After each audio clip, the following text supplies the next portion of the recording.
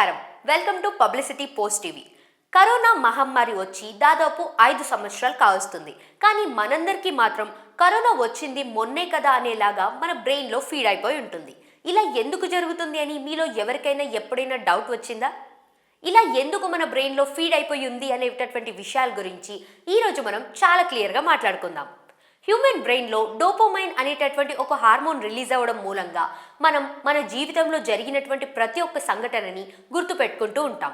ఏదైనా కొత్తగా జరిగినా, ఏదైనా కొత్తదాన్ని చూసినా కూడా మన హ్యూమన్ బ్రెయిన్లో డోపమైన్ అనేటటువంటి హార్మోన్ రిలీజ్ అవుతుంది. ఇక దాంతో అప్పుడు ఆ సమయంలో ఆ చోటున మనం ఇది చూసాము, అది చేశాము అనేలాగా మన బ్రెయిన్లో ఆ ఇన్సిడెంట్ అనేది చాలా బలంగా ఫీడ్ అయిపోయి ఉంటుంది.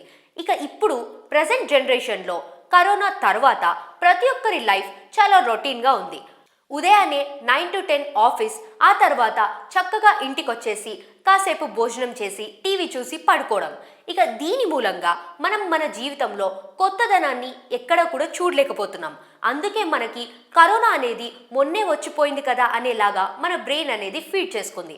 ఫర్ ఎగ్జాంపుల్, మన చిన్ననాటి వయసులో మనం ఏది చూసినా, ఏది చేసినా కూడా చాలా ఎగ్జైటింగ్గా ఫీల్ అవుతూ ఉంటాం. ఫర్ ఎగ్జాంపుల్, మన ఇంటి ముందు ఏదైనా ఎడ్ల బండి వెళ్తున్నా, మనం ఏదైనా పొలాల వైపు వెళ్ళి ఆడుకున్నా కూడా ఇవన్నీ మనకి స్ట్రెస్ లేనటువంటి సమయంలో ఎక్స్పీరియన్స్ చేసినటువంటి ఇన్సిడెంట్స్ కావడంతో మన బ్రెయిన్లో ఇవన్నీ చాలా బలంగా ఫీడ్ అయిపోయి ఉంటాయి.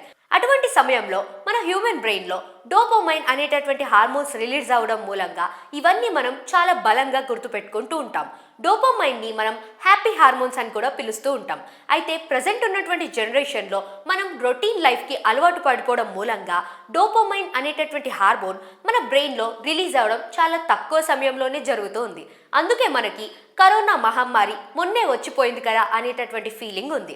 ఈ వీడియో కనుక మీకు నచ్చినట్లయితే వీడియోకి లైక్ చేయండి, షేర్ చేయండి, అలానే మా ఛానల్ని సబ్స్క్రైబ్ చేసుకోవడం మర్చిపోకండి.